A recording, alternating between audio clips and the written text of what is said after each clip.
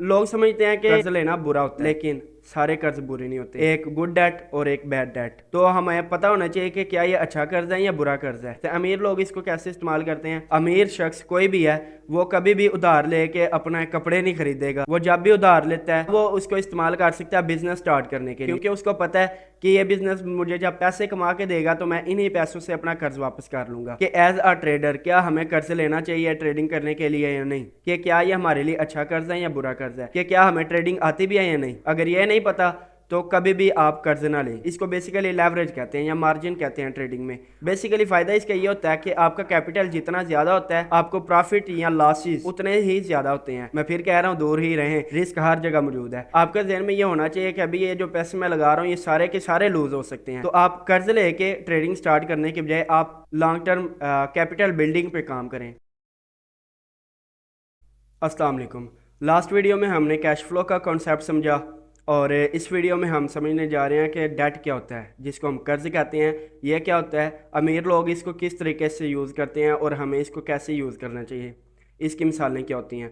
सबसे पहले समझते हैं कि डेट या कर्ज क्या होता है। यह बेसिकली होता है कि आप अभी आज किसी से पैसे उधार लेते हैं ताकि अब बाद में आप उसको वापस कर दें। यानी कि आप किसी से पैसे लेते हैं कि भाई मुझे पैसे दो, मुझे इस चीज़ की ज़रूरत है, मैं इस तुम्हें बाद में दे दूंगा। इसको हम कहते हैं कर्ज। ठीक है।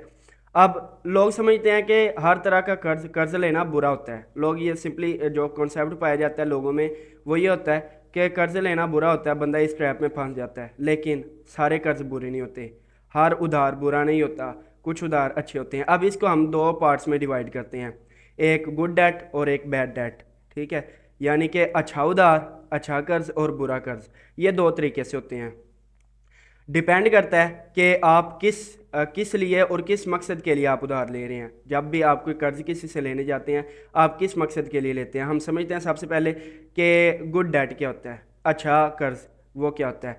मिसाल के तौर पे आपको 1 लाख रुपए की ज़रूरत पड़ गई, ठीक है, और आप वो किसी से उधार लेने गए, कर्ज लेने की, आपको कैसे पता चलेगा वो आपका अच्छा कर्ज है।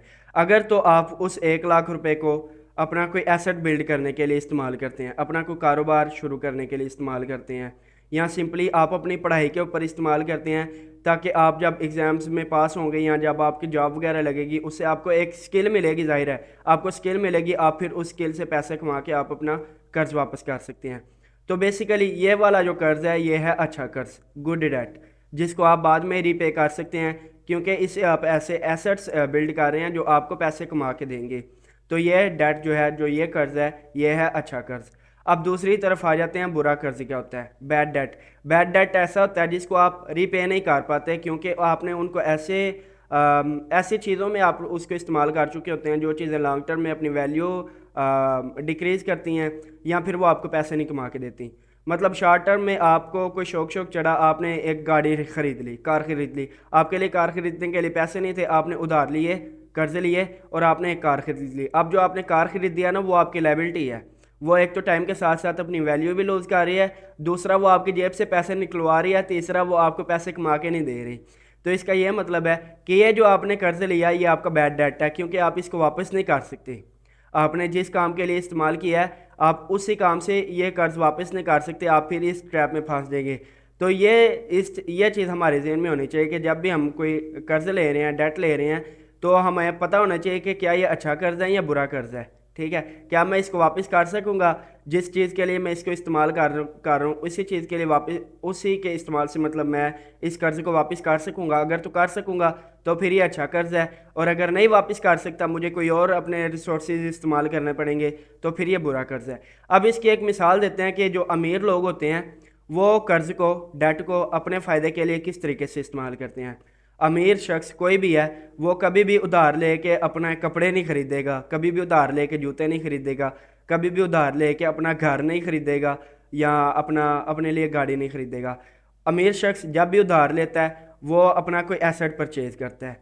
वो जब भी उधार लेता है वो अपना लेट से रियल एस्टेट परचेज करता है, अपने घर हाउस परचेज करता है रेंट पे देने के लिए। ठीक है, रहने के लिए नहीं, रेंट पे देने के लिए, ताकि वो लॉन्ग टर्म में एक तो चूंकि रियल एस्टेट की वैल्यू बढ़ती है, दूसरा वो अपना उसको इनकम जनरेट करके दे रहा होता है, या वो उसको इस्तेमाल कर सकता है बिजनेस स्टार्ट करने के लिए। कोई अब अगर उसने बिजनेस अपग्रेड करना है या एक नया बिजनेस स्टार्ट करना है, उसके लिए वो कर्ज लेगा, क्योंकि उसको पता है कि ये बिजनेस मुझे जब पैसे कमा के देगा तो मैं इन्हीं पैसों से अपना कर्ज वापस कर लूँगा। तो ये थी दोनों मिसालें अच्छे कर्ज की और बुरे कर्ज की। अच्छा, अब हमने कर्ज को समझ लिया, इसके दरमियान फ़र्क को समझ लिया, ठीक है। अब हम ये समझते हैं कि एज अ ट्रेडर क्या हमें कर्ज लेना चाहिए ट्रेडिंग करने के लिए या नहीं। तो बेसिकली ये डिपेंड करता है हमें, जैसा कि मैं बता चुका कि हमें सबसे पहले ये देखना होता है कि क्या ये हमारे लिए अच्छा कर्ज है या बुरा कर्ज है। अब हम सबसे पहले हमें यह देखना होगा कि क्या हमें ट्रेडिंग आती भी है या नहीं। अगर तो आप बिगनर हैं तो 100% आप इस बात पे श्योर होने चाहिए कि आपको ट्रेडिंग नहीं आती, ठीक है। आपके पास कोई स्ट्रैटेजी नहीं है, कोई प्लान नहीं है, आपको ये नहीं पता कि आपने ट्रेडिंग करके पैसे किस तरीके से कमाने हैं। अगर ये नहीं पता तो कभी भी आप कर्ज ना लें, कभी भी उधार लेके आप ट्रेडिंग में एंटर ना हो, क्योंकि आपके पैसे जब लूज़ होंगे तो आपको मेंटल स्ट्रेस बहुत ज़्यादा होगा। लेकिन अगर आप एक स्ट्रेटजिक ट्रेडर हैं, आप एक एक्सपीरियंस ट्रेडर हैं, आपके पास तजुर्बा है 2 सालों का, 3 सालों का, 4 सालों का, आपको पता है कि ट्रेडिंग काम किस तरीके से करती है, तब आप कर्ज ले सकते हैं। और जब आप उससे प्रॉफिट जनरेट करेंगे, ज़्यादा जनरेट करेंगे प्रॉफिट, तो आप उससे अपना कर्ज वापस कर सकते हैं। तो ये बेसिकली डिपेंड करता है ट्रेडर टू ट्रेडर पे कि अगर आप एक्सपीरियंसड हैं, अगर आपके पास तजुर्बा है, अगर आप इस मार्केट में घुसे हुए हैं, तो फिर आप कर्ज ले सकते हैं। इसको बेसिकली लेवरेज कहते हैं या मार्जिन कहते हैं ट्रेडिंग में। तो आप ये कर्ज लेके आप ट्रेडिंग कर सकते हैं। और ये लेना क्यों ज़रूरी है, मतलब ज़रूरी तो खैर नहीं, ये लेने का फ़ायदा क्या है। बेसिकली फ़ायदा इसका ये होता है कि आपका कैपिटल जितना ज़्यादा होता है, आपको प्रॉफिट या लॉसेस उतने ही ज़्यादा होते हैं। मिसाल के तौर पे अगर आप 100 रुपये के साथ एक ट्रेड कर रहे हैं, मैं मिसाल दे रहा हूँ कि 100 रुपये के साथ आप ट्रेड कर रहे हैं, उसके ऊपर आपको 2% आपको आता है प्रॉफिट, ठीक है। तो आपको कितने रुपए प्रॉफिट मिलेंगे, 2 रुपये। लेकिन अगर वही आप 1,000 रुपये के साथ ट्रेड कर रहे हैं तो आपको कितने 2% प्रॉफिट पे कितने रुपए मिलेंगे, 20 रुपये, ठीक है। अब ये डिपेंड नहीं करता कि आपने वो जो बाकी 900 रुपये लिए हैं वो आपने उधार लिए हैं या वो आपके अपने हैं। अगर तो आपने उधार भी लेके आपने वो प्रॉफिट जनरेट किया तो आपको 18 रुपये प्रॉफिट जो है ना वो मिला है उस उधार के पैसे के ज़रिए से, ठीक है। जिसमें से आप उसको कॉन्स्टेंटली अपने स्ट्रेटजिकली इस्तेमाल करते हुए आप अपना वो कर्ज भी वापस कर सकते हैं। तो इस ये बेसिकली फ़ायदा होता है लेवरेज लेके या कर्ज लेके ट्रेडिंग करने का। लेकिन दूसरी तरफ अगर आपको नुकसान हो जाता है तो आपके ज़ाहिर है आपके ट्रेडिंग में से जो आपका कैपिटल है, जो 100 रुपये का कैपिटल है, आपके उसमें से 20 रुपये लूज़ हो जाएंगे और आपके वो 80 रुपये रह जाएंगे। इस तरीके से आपको स्ट्रेस होगा। तो इस वजह से अगर तो आपको खुद पे पूरा यकीन है, अगर आप एक्सपीरियंसड हैं, बिगनर नहीं है, तो आप कर्ज ले सकते हैं। लेकिन अगर आप बिगनर हैं तो इस चीज़ से दूर ही रहें। मैं फिर कह रहा हूँ दूर ही रहें, क्योंकि अगर आप बिगनर हैं तो फॉर श्योर आपका जो कैश फ्लो है वो नेगेटिव में होगा, आपकी लाइबिलिटीज़ ज़्यादा होंगी, एसेट्स कम होंगे। तो अगर आप इस सूरत में कर्ज लेते हैं तो भाई वो आपके लिए बैड डेट है, ठीक है। वो कभी भी आपको नहीं लेना चाहिए। तो बिगनर्स के लिए हमेशा ये रिकमेंडेड होता है कि आप कभी भी उधार लेके कर्ज लेके ट्रेड ना करें। उसके अलावा आपके जहन में ये पता होना चाहिए जब भी आप ट्रेड में एंटर हो रहे हैं, रिस्क हर जगह मौजूद है। आपके जहन में ये होना चाहिए कि अभी ये जो पैसे मैं लगा रहा हूँ ये सारे के सारे लूज़ हो सकते हैं।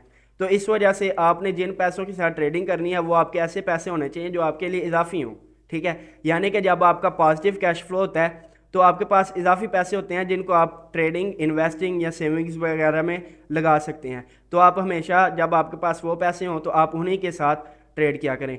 उसके अलावा एक और बोनस टिप जो यहाँ पे मैं देता चलूँ वो ये कि आप हमेशा जो अगर आप बिगनर हैं तो आप कर्ज लेके ट्रेडिंग स्टार्ट करने के बजाय आप लॉन्ग टर्म कैपिटल बिल्डिंग पे काम करें, ठीक है। मैंने यही तरीका इस्तेमाल किया था। आने वाली किसी वीडियो में मैं जो है ना वो आपको बताऊंगा कि मैंने अपना कैपिटल कैसे बिल्ड किया था और मैं ट्रेडिंग में कैसे एंटर हुआ था। खैर, कहने का मकसद यह है कि आप हमेशा कैपिटल को बिल्ड करें शुरू से, छोटे से लेवल से। आपके पास लेट से 1,000 रुपये है, आप वहाँ से शुरू करें। आपको 1,00,000 रुपये की ज़रूरत नहीं है, 50,000 की ज़रूरत नहीं है, 5,00,000 रुपये की ज़रूरत नहीं है, बिल्कुल भी उधार लेने की तो कतई ज़रूरत नहीं है। आप शुरू से ही साथ साथ ट्रेडिंग सीखें और जब आपको लगे कि आप इसमें आप इसको सूझबूझ आपको आ गई है, आपको ट्रेडिंग का पता चल गया है, उसके बाद आप जो है ना वो ये कैपिटल बिल्ड करना स्टार्ट करें और आहिस्ता आहिस्ता आपको अपने प्रॉफिट और लॉसेज का भी अंदाज़ा होने लग जाएगा। तो बेसिकली ये थी आज की वीडियो जिसमें हमने समझा कि डेट क्या होता है, अच्छा कर्ज, बुरा कर्ज, ये क्या होता है, हम कर्ज को किस किस तरीके में इस्तेमाल करते हैं, अमीर लोग इसको कैसे इस्तेमाल करते हैं और हम इसको अपने फ़ायदे के लिए कैसे इस्तेमाल कर सकते हैं। तो अगर आपके जहन में कर्ज़ के हवाले से, डेट के हवाले से कोई कन्फ्यूजन है या आपके जहन में कोई सवाल है तो वो आप कमेंट सेक्शन में पूछ सकते हैं। तो मिलते हैं फिर इंशाल्लाह अगली वीडियो में। ख्याल रखिए अपना। अल्लाह हाफिज़।